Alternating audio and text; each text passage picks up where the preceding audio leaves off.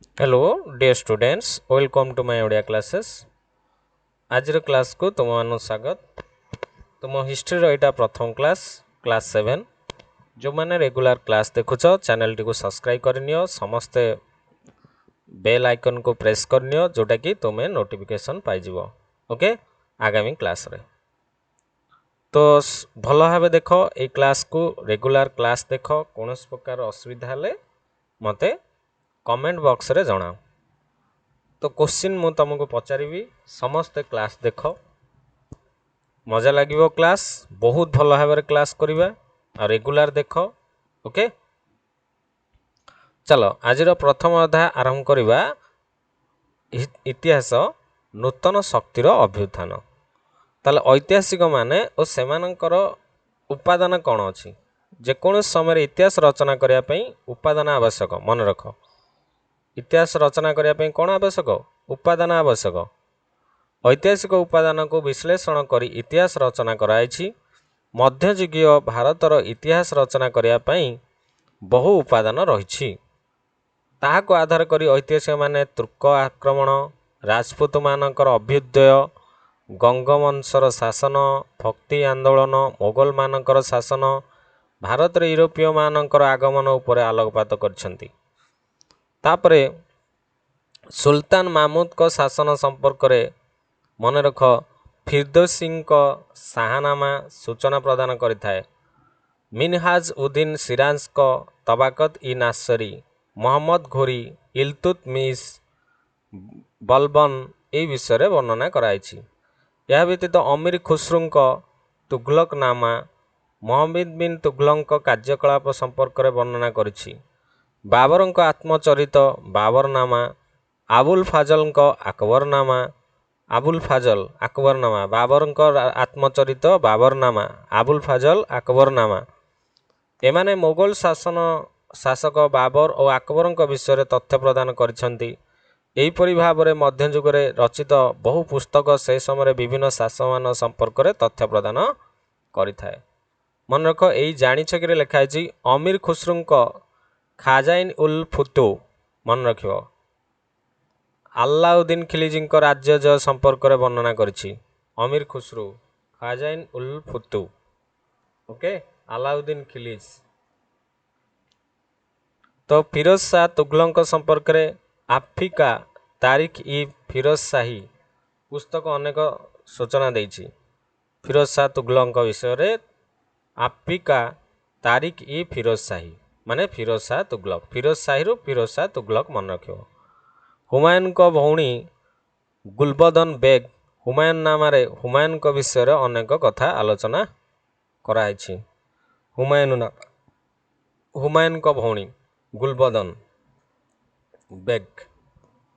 इनायत खां को शाहजहाननामा, इनायत खां को शाहजहाननामा, मुगल सम्राट शाहजहान को संपर्क में अनेक तथ्य मिली। बाबरनामार अन्य नाम तुजुक इ बाबरी, तुजुक इ बाबरी, बाबरनामा। ओके,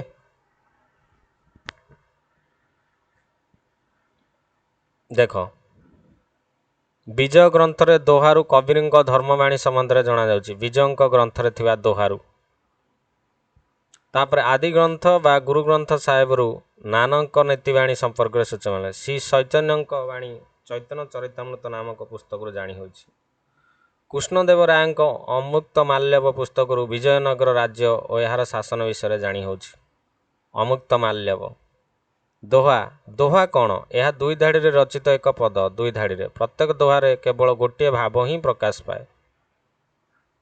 गोवार थिबा सेंट जाभियर चर्च नथिरु भारत रे पोर्तुगीज मानकर कार्यकलाप संपर्क में सूचना मिलुछि। कलिकता रे थिबा दुर्ग पोर्ट विलियम नथिरु भारत रे इंग्रेज मानकर प्राथमिक कार्यकलाप विषय जानी होछि। अभिलेख कौन? जड़े शासक संपर्क में धारणा देता है। मन रख, अभिलेख यह प्रस्तर, ताम्रपटा एवं मुद्रा रे विभिन्न लिपि रे खोदित होता है। ओडिशार सोमवंशी और गंगवंशी मानकर इतिहास जानापी यही राजवंशर राजा माने छाड़ी जाइथिबा अभिलेखा मान सहायक होता है। दक्षिण भारत में राजत्व करथिबा चोल, पांड्य, जादव आदि राजवंशर इतिहास जानापी से वंशर राजा मान द्वारा खोदित होता अभिलेख जना पड़ी था।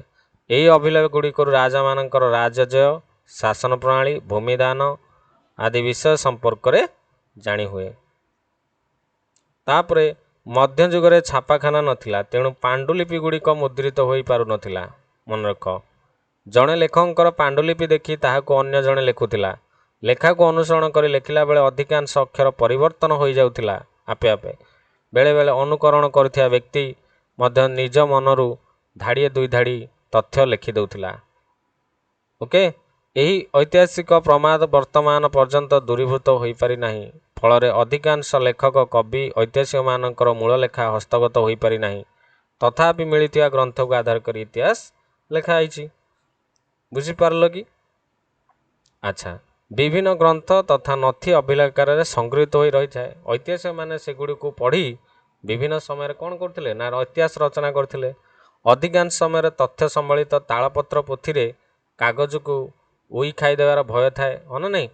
ତେଣୁ ବୈଜ୍ଞାନିକମାନେ ପଦ୍ଧତି ଅନୁସରଣ କରି ଉପାଦେୟ ଗ୍ରନ୍ଥଗୁଡ଼ିକୁ ଅଭିଲେଖାକାରରେ ସଂଗ୍ରହ କରିଛନ୍ତି। ସେହିପରି ଭାବରେ ବିଭିନ୍ନ ସଂଗ୍ରହାଳୟରେ ଅଭିଲେଖାଗାରମାନ ରହିଛି ହେଲା। ସେଗୁଡ଼ିକୁ ପଢ଼ି ଐତିହାସିକମାନେ ଇତିହାସ ରଚନା କରିବାକୁ ସକ୍ଷମ ହେଉଛନ୍ତି। ଇତିହାସ ଲେଖିବା ପାଇଁ ଉପାଦାନ ଯେ ନିତାନ୍ତ ଆବଶ୍ୟକ, ଏଥିରେ ସନ୍ଦେହ ନାହିଁ।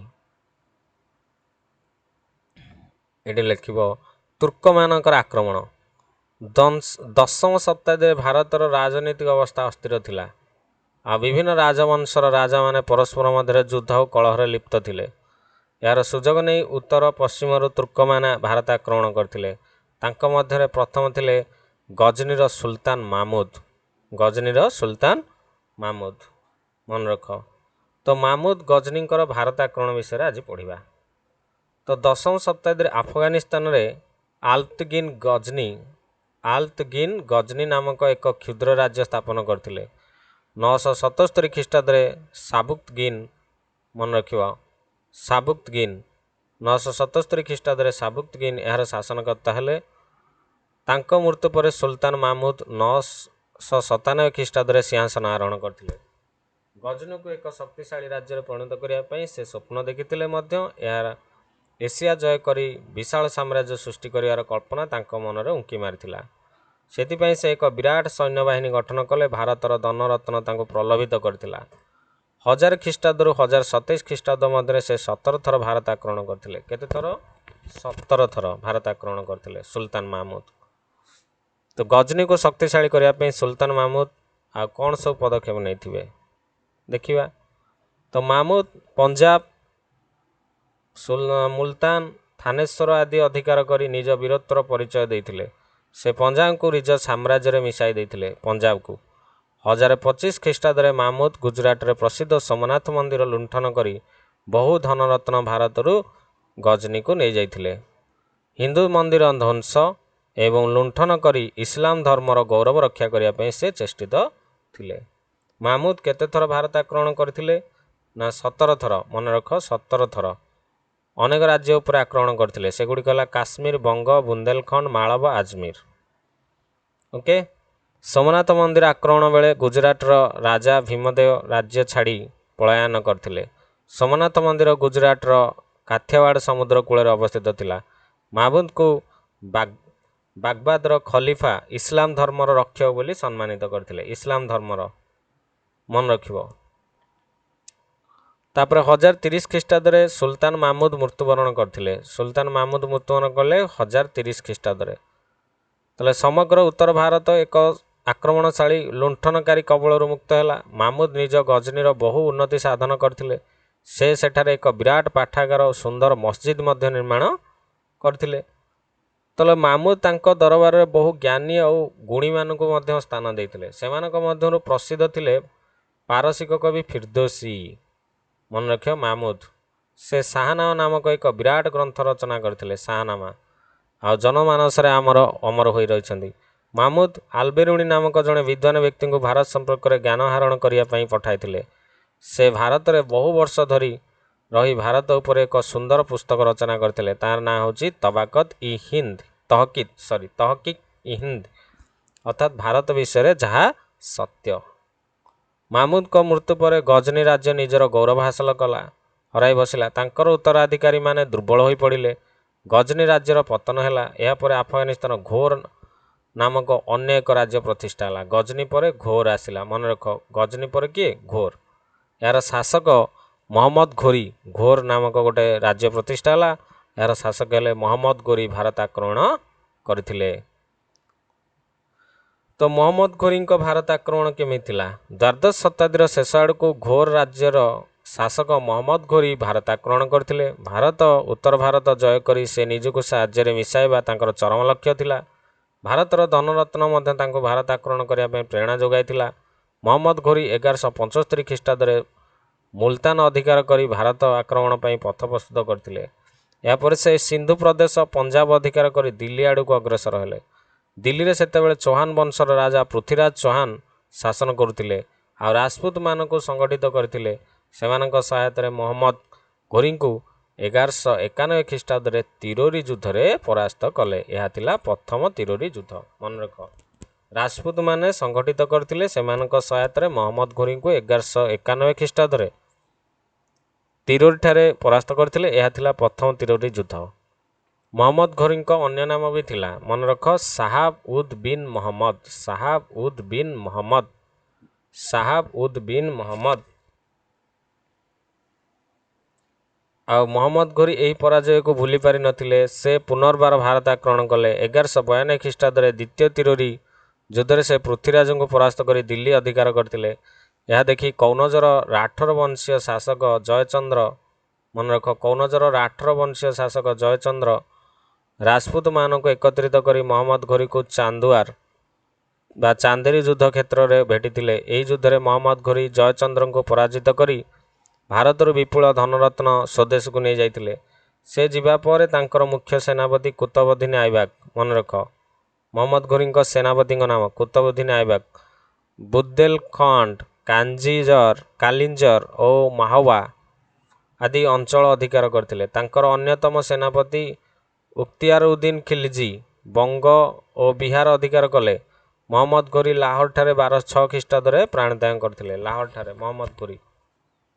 ଓକେ, ମନେ ରଖ, ମହମ୍ମଦ ଘୋରୀଙ୍କର ମୁଖ୍ୟ ସେନାପତି କିଏ? କୁତବୁଦ୍ଦିନ ଆଇବାକ, ଯିଏକି ଦିଲ୍ଲୀରେ ଦାସ ବଂଶର ଶାସନ ପ୍ରତିଷ୍ଠା କରିଥିଲେ। କୁତବୁଦ୍ଦିନ ଆଇବାକ ଦାସ ବଂଶର ଶାସନ ପ୍ରତିଷ୍ଠା କରିଥିଲେ, ମହମ୍ମଦ ଘୋରୀଙ୍କର ମୁଖ୍ୟ ସେନାପତି। ଓକେ, ତାପରେ ନେକ୍ସଟ କ୍ଲାସରେ ଆମେ ପ୍ରତ୍ୟାହାର, ଚୋଳ, ପାଣ୍ଡ୍ୟ, ହଂସାଳ, ଯାଦବ ବଂଶ ବିଷୟରେ ପଢ଼ିବା। এই ବିଷୟରେ ଭଲ କି ତମର ନୋଟ୍ସ ଦିଆଯିବ। ତମେ ଆପ୍ଲିକେସନ୍ ମାଇ ଓଡ଼ିଆ କ୍ଲାସେସକୁ ଡାଉନଲୋଡ଼ କରିନିଅ, ପାଇଯିବ। ଓକେ, ଧନ୍ୟବାଦ।